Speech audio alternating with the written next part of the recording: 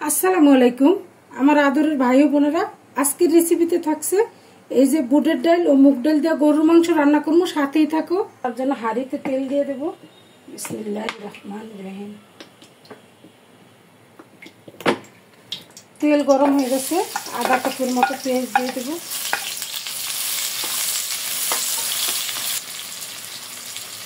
গরম মশলা দিয়ে দিলাম।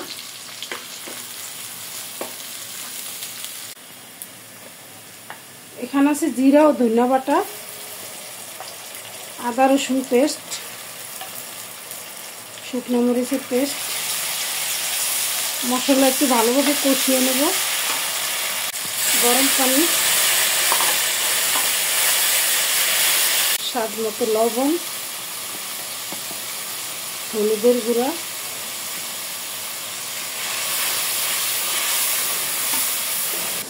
গরুর মাংস আমি একটু আদা দিয়ে আগে থেকে ভাজে রাখছিলাম, এখন দিয়ে দিব।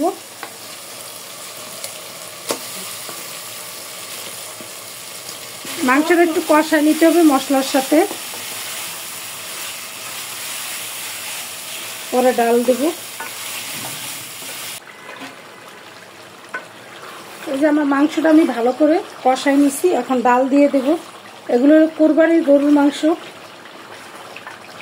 এক কোটার ভিতরে অনেকগুলো ছিল, তাই আমি একসাথে সবগুলো না রান্না করে একটু কষায় রাখছিলাম।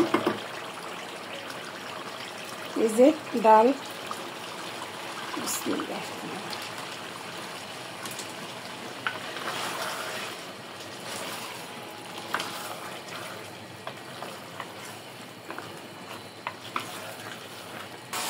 ঢাকনা দিয়ে দিব 5 মিনিটের জন্য।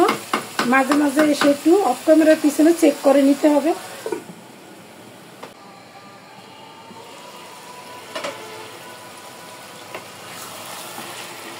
এই যে ডালটা ভালোভাবে কষিয়ে নিয়েছি মাংসের সাথে, এখন রান্নার জন্য ঝোলের পানি দিয়ে দেব। খুবই সুন্দর একটা ফ্লেভার আসতেছে, মাশাআল্লাহ।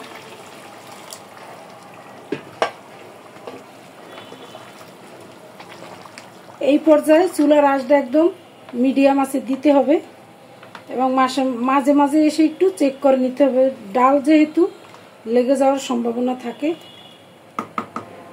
ঢাকনা দিয়ে দিব 10 মিনিটের জন্য।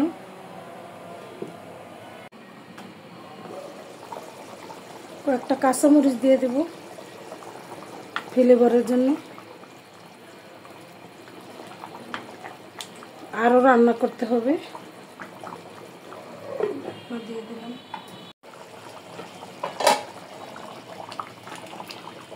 আমার গরুর মাংসের ডাল দিয়ে রান্নাটা প্রায় শেষ পর্যায়ে। যারা আপনারা এখনো এইভাবে ট্রাই করেন না, ট্রাই করে দেখতে পারেন, অনেক মজা হয়। আমি ডালগুলো প্রায় 5-6 ঘন্টা ভিজাই নিয়েছিলাম।